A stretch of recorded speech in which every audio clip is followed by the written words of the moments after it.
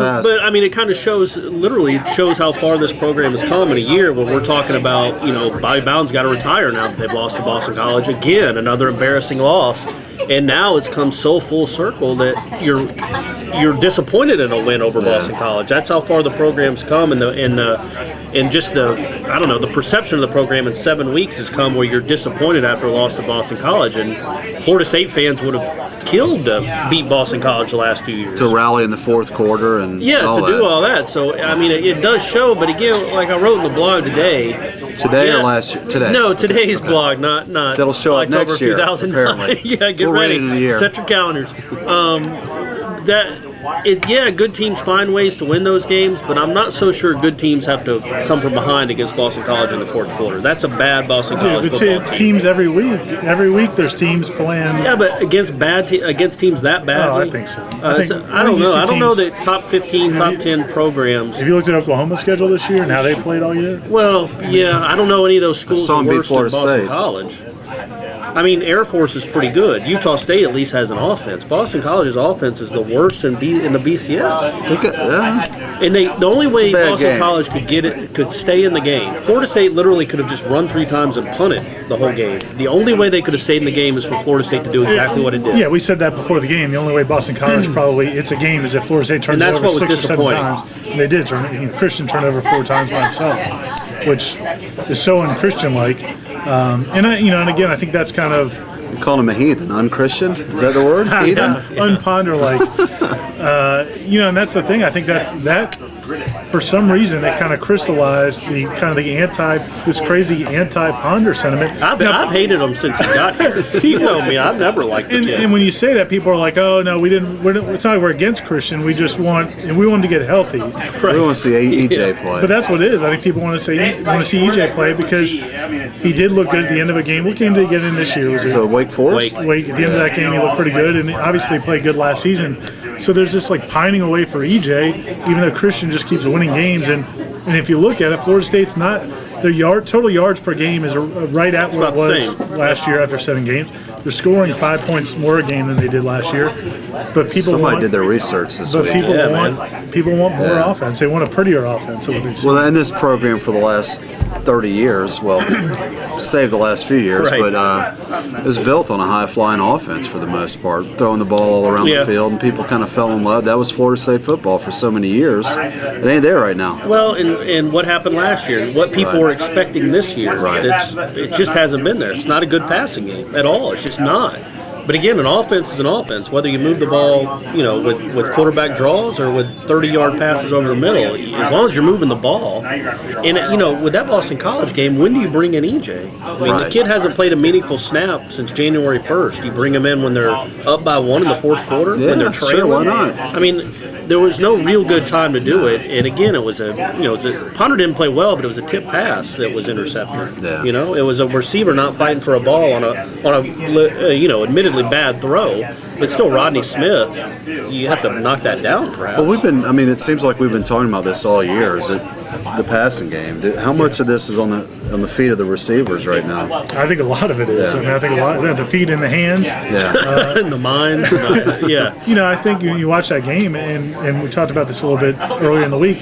It's, there are so many times where I think Christian drops back and looks for things, and Jimbo said that.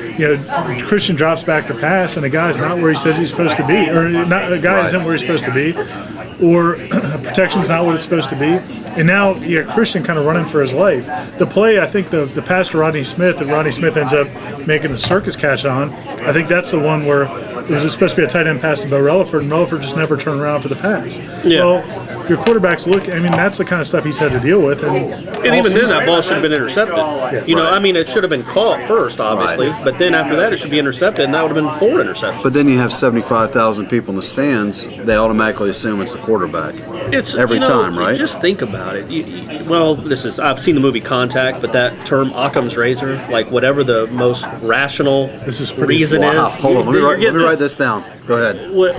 The reason that makes the most sense is usually the right reason, is usually the correct reason. When you strip away everything else, I really butchered Occam's razor. Right. Look it up, but Christian Ponder is the same quarterback. We're Googling it right now. The same offensive line. Right. The same quarterback. The same play caller.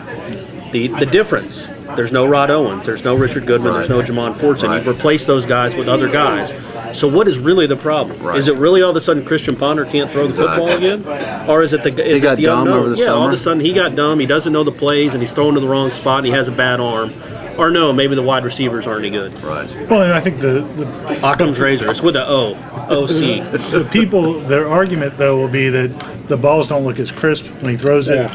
He looks a little more tentative. Well, wouldn't you be? I mean, who are you throwing to? Yeah. You don't know where the receivers are going to be. You can't just whip it around like Jerry Rice is coming out of a break. I mean, you don't know if the guy's going to stop his route completely like Rodney Smith did a couple times. Just literally stopped his route. So much so that Ponder actually turned to the sideline and went like this. And Ponder never shows up teammates ever. But he was like this and pointed, made a gesture that he stopped running his route. So we talked about earlier in the week on the radio show we do that it's a weird transition right now. You got Easterling and Reed, who are your veterans. You got this young core of receivers you're trying to bring along. It's just a bad marriage right now. Yeah, and Reed and Easterling, as good as they are and as productive as they've been, try to remember in your mind the last time those guys caught deep balls. Right. And that's just not what they do. And so you don't have the threat of that. And then you've got these young guys who probably could give you the threat of that, but aren't consistent enough, and Christian doesn't have faith enough, or they haven't proven that they'll do what they're supposed to do. So it's it could be a little bit of a mess as you go forward, because Boston College did what Oklahoma did, and they came up and they challenged that underneath stuff, and they said, we don't believe you're going to throw deep, and they were proven to be correct.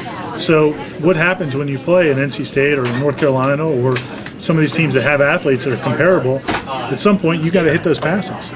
You say what you want about Florida, even those DBs, they've got a good defense. That's going to be a problem. Yeah, you're not going to run it down the throats of Clemson or Florida. You're going to have to make plays in the passing game, or you're going to lose. Because if you can't make plays, if you start turning the ball over and throwing picks and giving even those offenses short fields, you're going to lose the game. You have to start making plays. And I mean, Rodney Smith and Willie Halstead are sophomores, but they've been in the program now for a year and a half. They played 20 games roughly. When does it start? When do you start asking why aren't they where they need to be? Why can't Kenny Shaw get on the field? Why can't Greg Dent? Right. I'd like to ask their position coach, but why can't they get on the field? Why can't these freshmen ever get on the field? Right. Fortson never played. Those two kids last year never. Halstead Smith never played as freshmen. Why? Special teams, Why not? Is it that hard? Is it that hard a system to figure out?